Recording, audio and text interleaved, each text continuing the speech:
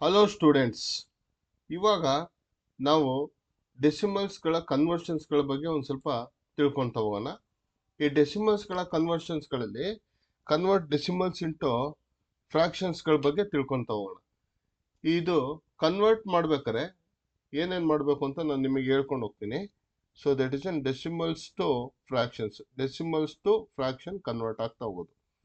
ಇಲ್ಲಿ ನೋಡಿ, ಇಲ್ಲಿ 0.6 ಅಂತ ಬಿಟ್ಟು ಒಂದು ಎಕ್ಸಾಂಪಲ್ ಕೊಟ್ಟಿದ್ದಾರೆ. ಇದು 0.6, ಇದನ್ನ ಏನ್ ಮಾಡಬೇಕು, ಕನ್ವರ್ಟ್ ಮಾಡಬೇಕು.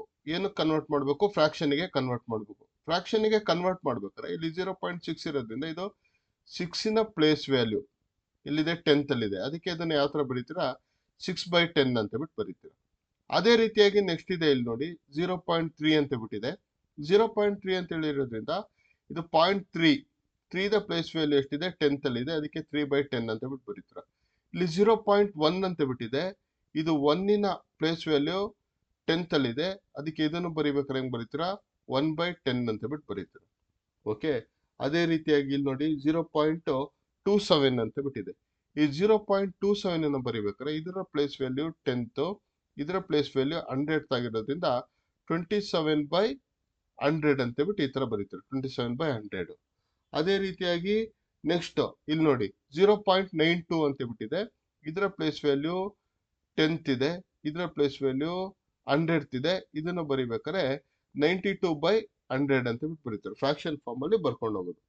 ಈಗ 1000 ಅಲ್ಲಿ ಇರೋದನ್ನ ನೋಡ್ಕೊಳ್ಳಿ. 1000 ಅಲ್ಲಿ ಇರೋದನ್ನ ನೀವು ನೋಡ್ಕೊಬೇಕು. ಇಲ್ಲಿ 1000 ಅಲ್ಲಿ ಇರೋದು ನೋಡ್ಕೊಬೇಕಾದ್ರೆ ಇದರ ಪ್ಲೇಸ್ ವ್ಯಾಲ್ಯೂ 10th, ಇದರ ಪ್ಲೇಸ್ ವ್ಯಾಲ್ಯೂ 100th, ಇದರ ಪ್ಲೇಸ್ ವ್ಯಾಲ್ಯೂ 1000 ಆಗಿದೆ. ಅದಕ್ಕೆ ಇದನ್ನು ಬರೀಬೇಕಾದ್ರೆ ಹೆಂಗ್ ಬರೀತೀರ ಅಂದ್ರೆ 325/1000 ಅಂತ ಬಿಟ್ಟು ಬರೀತೀರ. ಅದೇ ರೀತಿಯಾಗಿ ನೋಡಿ, ಇಲ್ಲಿ 19th ಎಕ್ಸಾಂಪಲ್ ಅನ್ನು ನೋಡ್ಕೊಳ್ಳಿ. ಸೊ ಇಲ್ಲೂ ಕೂಡ ಇದು 10th, ಇದು 100th, ಇದು 1000 ಆಗಿರುತ್ತೆ. 452/1000 ಅಂತ ಬಿಟ್ಟು ಈ ತರ ಬರೀತೀರ. ಸೊ ನೆಕ್ಸ್ಟ್ ಇಲ್ಲಿ 2.63 ಅಂತ ಬಿಟ್ಟಿದೆ. ಇದನ್ನ ಏನ್ ಮಾಡ್ಬೇಕು ಅಂದ್ರೆ ಕ್ವಶನ್ ನಂಬರ್ 27, ಇದನ್ನ ಮಿಕ್ಸೆಡ್ ಫ್ರಾಕ್ಷನ್ ಆಗಿ ನೀವು ಕನ್ವರ್ಟ್ ಮಾಡ್ಬೇಕಾಗುತ್ತೆ. ಮಾಡ್ಬೇಕಾದ್ರೆ ಇಲ್ಲಿ ಫಸ್ಟ್ ಗೆ 2 ಅಂತ ಬಿಟ್ಟು ಔಟ್ ಸೈಡ್ ಬರ್ಕೊಂತೀರಾ. ನೆಕ್ಸ್ಟ್ ಇಲ್ಲಿ 63 ಬರ್ಕೊಂಡಿದ್ದೀರಾ ನೋಡಿ, ಇಲ್ಲಿ 63. ನೆಕ್ಸ್ಟ್ ಇದ್ರದ್ದು ಪ್ಲೇಸ್ ವ್ಯಾಲ್ಯೂ ನೋಡ್ಬೇಕು, ಡೆಸಿಮಲ್ಸ್ ಪಾಯಿಂಟ್ ಆದ್ಮೇಲೆ ಇರೋದು ಪ್ಲೇಸ್ ವ್ಯಾಲ್ಯೂ. ಇದು 10th ಅಂತ ಬಿಟ್ಟು ಹೇಳ್ತೀವಿ, ಇದನ್ನ 100 ಅಂತ ಬಿಟ್ಟು ಹೇಳ್ತೀವಿ. ಅದಕ್ಕೆ 63/100 ಅಂತ ಬಿಟ್ಟು ಬರೀತೀರಾ. ನೆಕ್ಸ್ಟ್ ಇಲ್ಲಿ ನೋಡಿ, ಇದೊಂದು ಎಕ್ಸಾಂಪಲ್ ನೋಡ್ಕೊಳ್ಳಿ. 4.39 ಇಂದು 4 ಔಟ್ ಸೈಡ್ ಬರೀತಾ ಇದ್ದೀರಾ. ನೆಕ್ಸ್ಟ್ ಇಲ್ಲಿ ಏನ್ ಬರೀತಾ ಇದ್ದೀರಾ, 39 ಬರ್ತಿದ್ದೀರಾ. ನೆಕ್ಸ್ಟ್ ಇದ್ರ ಪ್ಲೇಸ್ ವ್ಯಾಲ್ಯೂ ಏನಿದೆ, ಇಲ್ಲಿ 10th ಇದೆ, ಇಲ್ಲೇನಿದೆ, ಇದು 100th ಇದೆ. ಅದಕ್ಕೆ 39/100, 10th 100 ಆಗಿರೋದ್ರಿಂದ 39/100 ಅಂತ ಬಿಟ್ಟು ಬರೀತೀರಾ. ಅದೇ ರೀತಿಯಾಗಿ ನೋಡಿ, ಇಲ್ಲಿ ಇಲ್ಲೊಂದಿದೆ. ಸೊ ಇದು 1000 ಅಲ್ಲಿದೆ. ಸೊ 1000 ಅಲ್ಲಿ ಇರೋದ್ರಿಂದ ಇದು 10th, 100th, 1000, ಅದಕ್ಕೆ 375/1000 ಅಂತ ಬಿಟ್ಟು ಬರೀತೀರಾ. ನೆಕ್ಸ್ಟ್ ಕೆಳಗಡೆ ಒಂದು ಎಕ್ಸಾಂಪಲ್ ಇದೆ ನೋಡಿ, ಇಲ್ಲಿ 1.372 ಅಂತ ಬಿಟ್ಟಿದೆ. 1ನ ಹೊರಗಡೆ ಬರ್ಕೊಂತಿದ್ದೀರಾ. ನೆಕ್ಸ್ಟ್ ಇಲ್ಲಿ ಇದು 10th, ಇದು 100th, ಇದು 1000, ಅದಕ್ಕೆ 372/1000 ಅಂತ ಬಿಟ್ಟು ಬರೀತಾ ಇದ್ದೀರಾ.